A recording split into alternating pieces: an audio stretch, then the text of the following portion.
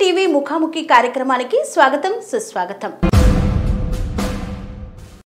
అన్ని దానాల కన్నా అన్నదానం గొప్పది అనే సంకల్పాన్ని నినాదించుకొని శ్రీ శ్రీ శ్రీ కీసర రామలింగేశ్వర స్వామి దేవస్థాన ప్రాంగణంలో దాదాపు 28 సంవత్సరాలుగా శివరాత్రి మహోత్సవాన్ని పురస్కరించుకొని అన్నదాన కార్యక్రమాన్ని చేపడుతూ అక్కడున్నటువంటి నిరుపేదలకు సహాయ సహకారాలను అందిస్తూ మరి మానవత్వంతో ముందుకు సాగుతున్నటువంటి అఖిల భారత వంశరాజ్ అన్నదాన సత్రం నిర్వహణ కమిటీ అధ్యక్షులు వంశరాజ్ మల్లేష్ గారు ఈనాటి మన ముఖాముఖి కార్యక్రమంలో మనతో ఉన్నారు. సార్ నమస్కారం. సార్ నమస్తే మేడం. సార్ ఎలా ఉన్నారు సార్? చాలా బాగున్నాం. నమస్కారం. దాదాపుగా 28 సంవత్సరాలుగా అన్నదాన కార్యక్రమాన్ని ప్రతి శివరాత్రి మహోత్సవాన్ని పురస్కరించుకొని నిర్వహిస్తున్నారు. అసలు అన్నదానం చేయాలన్న ఆలోచన ఎలా వచ్చింది సార్? అన్నదానం అంటే మేడం గారు, ఇప్పుడు మనలో చాలామంది అక్కడ గుట్టకు వచ్చి దర్శనం చేసుకున్న వారికి ఆ టైంకు అన్నం దొరకదు. సరే, అందులో శివుడే అంటే అన్నపూర్ణేశ్వరిని శివుడే దానం అడిగి మనందరికి పెట్టినట్టు అని మేము ఒక భావన. ఇప్పుడు నేనేందంటే, ఇప్పుడు ఇక్కడ మా వంశరాజ్ సంఘం తరపున, అఖిల భారత వంశరాజ్ సంక్షేమ సంఘం తరపున ఇప్పుడు ఈ 28 సంవత్సరాల సంది, శ్రీశైలంలో 30 సంవత్సరాల సంది. శ్రీశైలంలో 30 సంవత్సరాలు అక్కడ స్టార్ట్ చేసినాక ఇక్కడ స్టార్ట్ చేసినాం. అంటే ముందు స్టార్ట్ అయింది శ్రీశైలంలో, అక్కడి నుంచి కీసరగుట్ట. దానికి ఇప్పుడు అక్కడనైతే 30 సంవత్సరాలు పూర్తి అవుతుంది, ఇక్కడ 28 సంవత్సరాలు పూర్తి అవుతుంది. దాంట్లో మా యొక్క ఈ అఖిల భారతంలో ఉన్న మా వంశరాజు సంఘం పెద్దలు కూడా అందరు కలిసి వచ్చి అందరు వాళ్ళ సహకారంతో, అందరి సహకారంతో మేము అందరికి కూడా అన్నదానం 5 రోజుల పాటు ఇక్కడ పెడుతున్నాం. శ్రీశైలంలో కూడా ఇప్పుడు సత్రం స్టార్ట్ చేసినాం, సత్రం కడతా ఉన్నాం. ఆ సత్రం కూడా అది నిత్య అన్నదానం కింద అయిపోతుంది. ఓకే, అంటే ఒక శివరాత్రి మహోత్సవానికే కాకుండా నిత్య అన్నదానం ప్రతిరోజు అన్నదానం అక్కడ స్టార్ట్ అయిపోతుంది. ఇక్కడనేమో సంవత్సరానికి 5 రోజులు 6 రోజులే మనం పెడుతున్నాం, అది బ్రహ్మోత్సవాల సందర్భంగా. సరే, దానికి అది ఉన్నా కానీ ఇక్కడ కూడా గవర్నమెంట్కి ఇట్లా స్థలం ఇస్తే ఇక్కడ కూడా నిత్యాన్నదానం కార్యక్రమం స్టార్ట్ చేసడానికి భక్తులు వచ్చిపోవడానికి కూడా బాగుంటుందని అనుకుంటున్నాం. ఇందులో మా వంశరాజ్ సంఘం పెద్దలు కూడా అందరూ కూడా 6 తారీఖు నాడు పాల్గొంటారు. 6 తారీఖు నాడు 12 గంటలకు కూడా అందరిని కూడా పెద్దలను, రాజకీయ నాయకులను, మరి అధికారులను, అనధికారులను, కలెక్టర్ను, ఆర్డీఓ, ఎంఆర్ఓ అందరినీ కూడా, మీ గుట్ట ఈఓ గారిని, ట్రస్ట్ నెంబర్ను కూడా అందరినీ పిలుస్తూ ఉన్నాం. అందరికి కూడా ఇదే మా యొక్క పిలుపు. ఎందుకనంటే కొందరికి కార్డు ఇచ్చినా ఇవ్వకపోయినా ఈ TR9 ద్వారా చూసి ఈ ముఖాముఖి కార్యక్రమంలో మాట్లాడినందుకు మీ యొక్క TR9 కూడా నమస్కారాలు. ఎందుకనంటే ప్రతి సంవత్సరం అక్కడ ఏం జరుగుతుంది, ఏం జరగబోతుంది అన్నది మీరు టీవీలో చూపిస్తున్నారు కాబట్టి మనం అందరం కూడా ఈ యొక్క పెద్దలకు అందరికి కూడా ఇదే నా విన్నపం. అందరూ కూడా మా యొక్క ఎమ్మెల్యే గారు కూడా శ్యామకూర మల్లారెడ్డి గారు కూడా అక్కడికి ఫస్ట్ ఈ శాసనసభ్యులు కాబట్టి అందరిని కూడా లక్ష్మారెడ్డి గారు, రాజశేఖర రెడ్డి గారు అందరిని కూడా అన్ని పార్టీలలో పిలుస్తున్నాం. అందరికీ కూడా ఎవ్వరికి కాదనకుండా ఎప్పుడు కూడా అలాగే పిలుస్తున్నాం, ఇప్పుడు కూడా అలాగే పిలుస్తున్నాం. అందరికి కూడా మా వంశరాజ్ సంఘం తరపున మరి మేము అందరికి కూడా ఆహ్వానం పలుకుతూ, మరి మా యొక్క పెద్దలు, మా కుల పెద్దలు కూడా అందరూ కూడా రావాలని, మరి దాంట్లో అందులో మరి కర్ణాటకలు కానీ, మహారాష్ట్రకెళ్ళి కానీ, తమిళనాడుకెళ్ళి కానీ అందరూ కూడా శ్రీశైలం వస్తారు, ఇక్కడ వస్తారు. ఇక్కడనేమో 6 తారీఖు నాడు ఉదయం 12 గంటలకు స్టార్ట్ అవుతుంది. అక్కడనేమో 7 తారీఖు నాడు 12 గంటలకు స్టార్ట్ అయిపోతుంది. ఒక రోజు తర్వాత నేను ఇక్కడ ఓపెనింగ్ చేసి అక్కడికి వెళ్ళాలి కాబట్టి అక్కడ 7 తారీఖు నాడు, ఇక్కడ 6 తారీఖు నాడు, ఇక్కడ 6 తారీఖు కూడా మా వాళ్ళందరికీ కూడా పిలుపునిస్తూ, అక్కడ కూడా శ్రీశైలంలో కూడా 7 తారీఖు నాడు అక్కడ మా కుటుంబ సభ్యులు కానీ, మా యొక్క కుల పెద్దలు కానీ అక్కడికి కూడా రావాలని పిలుపునిస్తున్నాం మేడం. ఏదైనా అన్నదాన కార్యక్రమం కానీ, ఏ కార్యక్రమం కానీ మొదలు పెట్టినాక మామూలుగా దాదాపు ఒక 2 సంవత్సరాలు 3 సంవత్సరాలు అందరూ ఐక్యమత్యంగా చేస్తూ ఉంటారు. ఆ తర్వాత విడిపోయిన సందర్భాలు చాలా సార్లు చూసాం. కానీ 30 సంవత్సరాలుగా ఇలాగే ఐక్యమత్యంతో ముందుకు సాగుతున్నారు. అసలు ఈ సీక్రెట్ ఏంటి? సీక్రెట్ అంటూ ఏం లేదు మేడం. మా యొక్క పెద్దలంతా, మా కుల పెద్దలు కూడా అందరూ సహకరిస్తారు. అందరూ కూడా ఆ రోజు ఇప్పుడు మనకేందంటే సంతోషం, అందరు ఆ రోజు అక్కడికి వచ్చి అందరికి అన్నదానం, మేము ఎవరన్నా పెట్టే వాళ్ళని కూడా వేడిటర్ అని పెట్టాం, మాకు మేముగా ఎవరన్నా నిజంగా అక్కడ ఎవరైనా బియ్యం ఇచ్చినా, నూనె ఇచ్చినా, ఉప్పు ఇచ్చినా, పప్పు ఇచ్చినా వాళ్ళు వంట చేసుకొని వాళ్ళు పెట్టినట్టుగా వాళ్ళు 10 మందికి పెట్టినట్టుగా అలా చేస్తాం. కానీ మాకు మేము పెడతాం. నేను ఒక్కరోజు కూడా అక్కడ ఉండి వడ్డించింది ఉండదు. వాళ్ళు ఎవరైతే వస్తారో పెద్దలందరూ కూడా వడ్డిస్తారు, నేను కూడా వడ్డిస్తా. అందులో ఎక్కువ వాళ్ళకే ప్రాముఖ్యత ఇస్తాం, ఆ వచ్చిన వాళ్ళందరినీ కలుపుగోలుగా ముందుకెళ్తూ ఉంటారు. అక్కడ అన్నదానం కేవలం వంశరాజులకే ఉంటుందా, అందరికి ఉంటుందా? ఇప్పుడు అక్కడ చూడు మేడం గారు, రోజు 2000 మందికి వెళ్ళి 2 నుంచి 3000 మంది భోజనం చేస్తారు ఒక్కరోజు. మా వాళ్ళు ఎంతమంది వస్తారు? 1000 మంది వస్తుండొచ్చు, 500 మంది వస్తుండొచ్చు. అదంతా మన సిబ్బందికి, మన పోలీసు, మన ఆర్డీఓ నుంచి వచ్చే వాళ్ళకు అందరికి కూడా, ఎలక్ట్రికల్ వాళ్ళకు, అక్కడ వచ్చే భక్తులకు అందరికి కలిపి పెడతాం. ఈ క్యాస్ట్ పరంగా ఉండదు, ఈ చెప్పుకున్నంత వరకే క్యాస్ట్. అక్కడికి భోజనం కాడికి వచ్చే వరకల్లా కూడా అందరికీ భోజనాలు, ఎవరు వచ్చినా సరే వారందరికీ భోజనం ఎప్పుడు అక్కడ అవైలబుల్లో ఉంటుంది. ఉదయం 12 గంటలకు స్టార్ట్ చేస్తాం, 3 గంటలకు బంద్ చేస్తాం, మళ్ళీ 7 గంటలకు స్టార్ట్ చేస్తాం, 11 గంటలకు బంద్ చేస్తాం. నైట్ అంటే మధ్యాహ్నం రాత్రి 2 పూటలు భోజనం. టిఫిన్ ఏమి లేదు, 12 గంటలకే భోజనం స్టార్ట్ చేస్తాం డైరెక్ట్గా. రాత్రి 3 గంటల దాకా, 3 గంటల నుంచి మళ్ళీ వంటలు అవన్నీ చేసుకోవాలి కాబట్టి మళ్ళీ అక్కడ ఉండే అంతా చూసుకొని మళ్ళీ 7 గంటలకు స్టార్ట్ చేసి 10-11 గంటలు. ఓకే, అంటే దూర ప్రాంతాల నుండి వస్తారు కాబట్టి వారి కోసం మీరు యొక్క అన్నదానాన్ని అక్కడ నిద్రపోవటానికి కూడా, దేవింతాన నిద్ర చేసడానికి కూడా అన్ని సేమియాలు అన్నీ వేస్తాం, ఆ పందిరి వేసేసుకొని అవన్నీ చేసుకుంటాం. అక్కడ కూడా నిద్ర చేసడానికి అక్కడ కూడా ఒక చిన్న లింగం పెట్టినాము, అక్కడ కూడా దర్శనం చేసుకోవచ్చు, దేవుని కొబ్బరికాయ కొట్టుకోవచ్చు, ఎవరి కాళ్ళు కొబ్బరికాయ తెచ్చుకొని కూడా వాళ్ళ కాళ్ళే పూజ చేసుకోవచ్చు.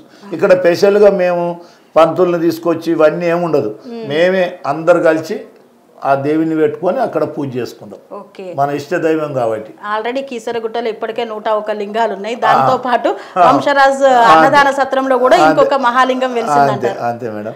ఓకే, సో మరి శ్రీశైలంలో ఎలా సాగుతుంది సార్?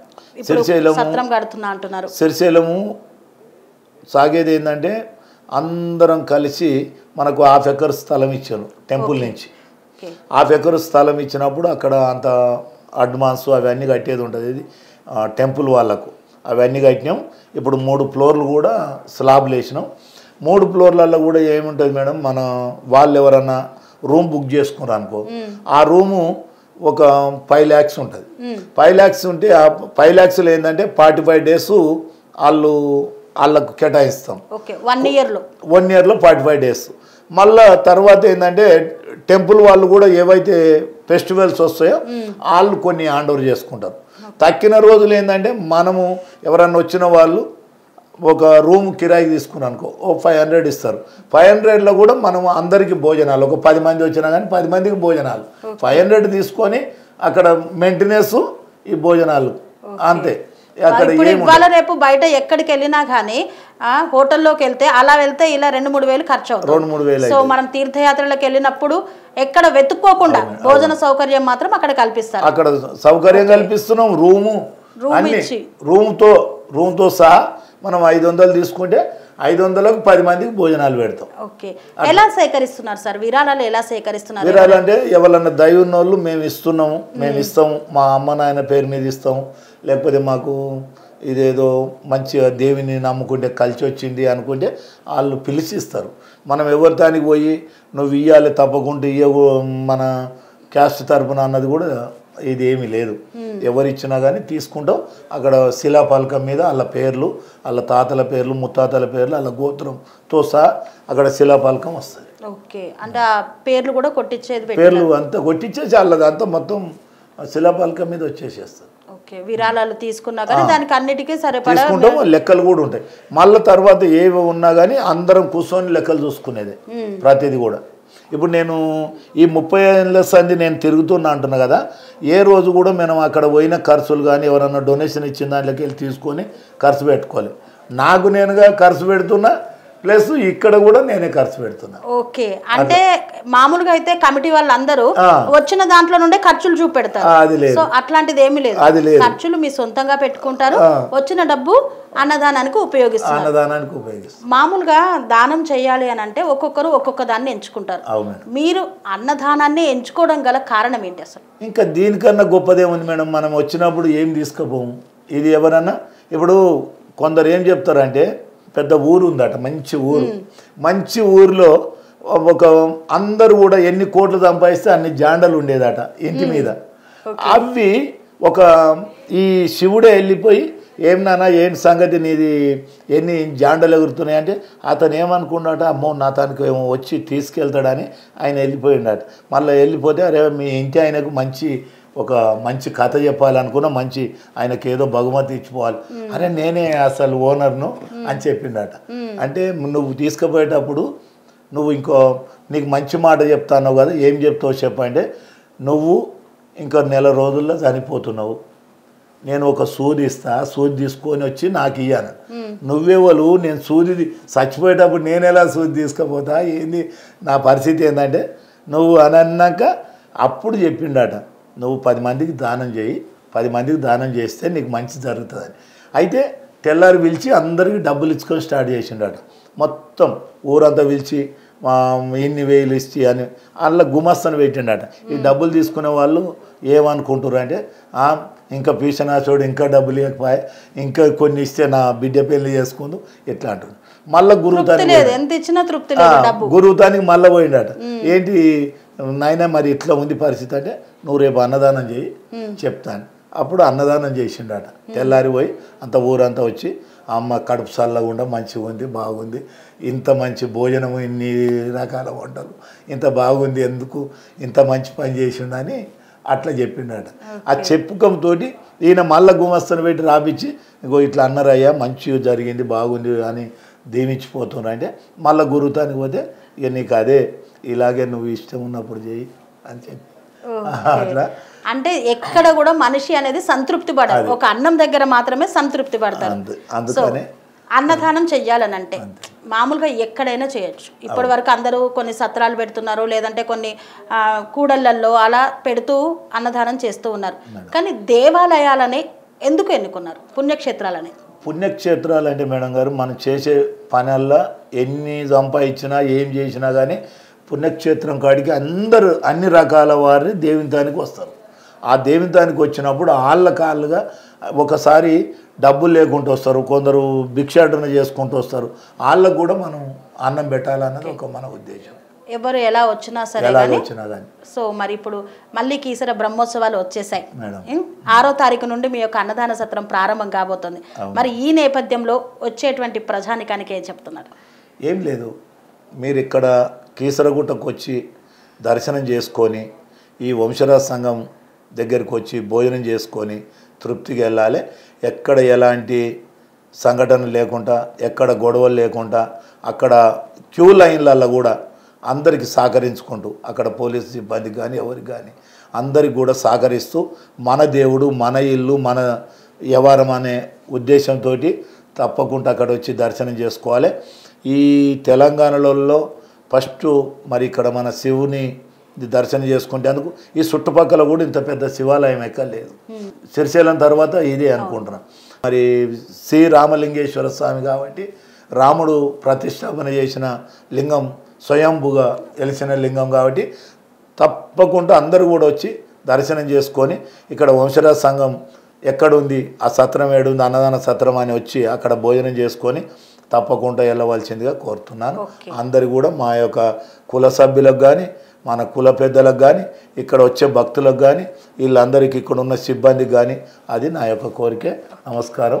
TR9 TV వారికి కూడా నా యొక్క నమస్తే. అంటే కీసర రామలింగేశ్వర స్వామి బ్రహ్మోత్సవాలు అత్యంత వైభవంగా సాగుతాయి. అక్కడ అన్ని రకాల కులస్తుల వాళ్ళు అన్నదాన సత్రాలను పెడుతూ ఉంటారు.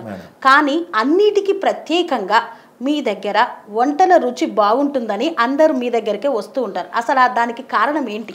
ఇప్పుడు కారణము అన్నది ఒకటి మేడం గారు, మేము అప్పటి సంది ఒకరినే వంట ఆయనని పెడతాం, వంట ఆయనని మార్చాం.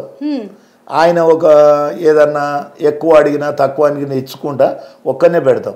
ఒక్కరిని అడిగినా కానీ మళ్ళీ ఇంకొకటి ఏంటంటే మనం అన్నీ శుభ్రమైన కూరగాయలు కానీ బియ్యం కానీ సిస్టమ్గా అన్నీ ఒక 15 రోజుల సందే అన్నీ స్టార్ట్ చేస్తాం.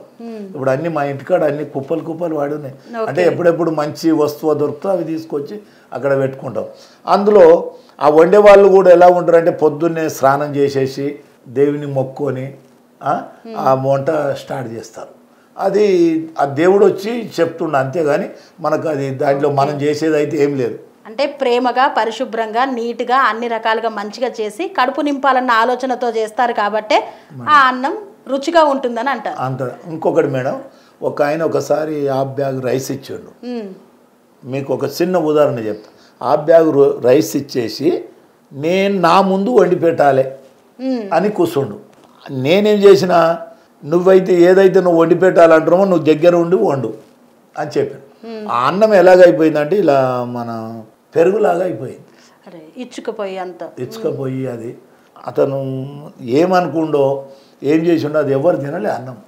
అంటే మనసు పూర్తిగా పనిచేయాలి అన్నది అంటే చేసే దానం కానీ పెట్టే వస్తువు కానీ సంతృప్తిగా ఇవ్వాలి అని అంటారు. నేను ఇస్తున్నా అన్న ఒక ఫీలింగ్ తోటి ఇస్తే అది కరెక్ట్ గా ఉండదని నా యొక్క ఉద్దేశం. అది సో మరి ఈ యొక్క అన్నదానంలో మీ ఫ్యామిలీ అంతా పాల్గొంటుందని విన్నాం. ఎక్కడికైనా ఒక గుడికి వెళ్ళాలంటేనే ఒక రోజు వెళ్తే తెల్లారేసరికి అలసిపోతారు, కానీ నిర్విరామంగా 5 రోజుల పాటు మొత్తం కుటుంబ సభ్యులు అక్కడే ఉంటారని విన్నాం. అసలు ఎలా? అయితే మేము ఒకటే ప్రోగ్రాం చేసుకున్నాం అనుకుంటాం మేడం, అది తప్పకుండా మనం అందరం ఉండాలి, మా పిల్లలు మనవలు మనవరాళ్ళు చిన్నోళ్ళు అందరూ ఉండాలన్నది. అంటే మనం ఒక కాలేజీకి పోయినట్టు ట్రైనింగ్. ఇప్పుడు మనం ఏమి సంపాదించినా కానీ ఒక కొంచెం భోజనం కొరకే కాబట్టి మా పిల్లలను అందరినీ కూడా, మా కొడుకులను మా బిడ్డలను మనవలను మనవరాళ్ళను, మా యొక్క కుటుంబం ఒక 200 మంది దాకా ఉంటారు. వాళ్ళు 200 మంది ఈ 3-4 రోజులు అక్కడనే ఉంటారు, అక్కడనే ఉంటారు, అక్కడనే నిద్ర చేస్తారు. ప్రత్యేకంగా వేరే వాళ్ళు అవసరం లేదు, మీరు అన్ని మనమే చేస్తాం. అన్ని భోజనాలు కూడా మనమే, కూరగాయలు కోసే కాడికి వెళ్ళి మనమే అంతా. అంటే ఇంట్లో వాళ్ళు పూర్తి సహకారాన్ని మొత్తం ఫుల్ సహకారం. సో మరి మీరు కీసరలో మొదలు పెడతారు, 2వ రోజుకి శ్రీశైలానికి వెళ్తారు. మరి మిగిలిన 4 రోజుల కార్యక్రమాలు ఇక్కడ ఎవరు చూసుకుంటారు? మా మేడం గారు, మా బాబులు, మా అల్లుడు అందరు ఉన్నారు, వాళ్ళు అన్ని చూసుకుంటారు. ఇక్కడ నేను అక్కడ పోయి పొద్దున పోయి సాయంత్రంకి వచ్చేస్తా అక్కడికి వెళ్ళి. అది ఎందుకు వస్తామంటే అక్కడ మనుషులను అక్కడ వేరే పూర్వహించినాం. అక్కడ ఒకసారి స్టార్ట్, అక్కడేంటి లక్షల మంది కదా, మనం పెట్టే మందికి అది అక్కడ వచ్చే మందికి సంబంధమే ఉండదు. 1 నిమిషంలోనే ఇలా పెడితే ఇలాగ అయిపోతుంది. లక్షల మంది కదా, ఇక్కడనేమో టైం పడుతుంది. మనం 12 గంటల నుంచి సాయంత్రం దాకా అనుకుంటున్నాం, కానీ ఆడ ఒక 15 నిమిషాలు, 1 గంట చేపట్టినే లక్షల మంది వచ్చేస్తారు. సో అక్కడ ఇక్కడ 2 విధాలుగా అన్నదాన కార్యక్రమాన్ని చేస్తున్నారు. ఇలాగే ఇంకా ఎంతో మంది పేదలకు కూడా సహాయాన్ని అందిస్తున్నారు. ఈ విధంగానే ఆ భగవంతుడి ఆశీర్వాదంతో మరి ఇంకెన్నో సంవత్సరాలు ఇలాగే అన్నదానాన్ని కొనసాగించి శ్రీశైలంలో సంకల్పించి పెట్టినటువంటి ఆ యొక్క అన్నదాన సత్రం కూడా నిర్విరామంగా మంచిగా పూర్తి కావాలని, అలాగే కీసరలో మన వాళ్ళకి కూడా అలాంటిదే సత్రం ఇంకొకటి ఏర్పాటు చేయాలని, నిత్యాన్నదానానికి వంశరాజు కులస్తులు అందరూ సహకరించాలని మనస్ఫూర్తిగా కోరుకుంటూ నమస్కారం. మేడం.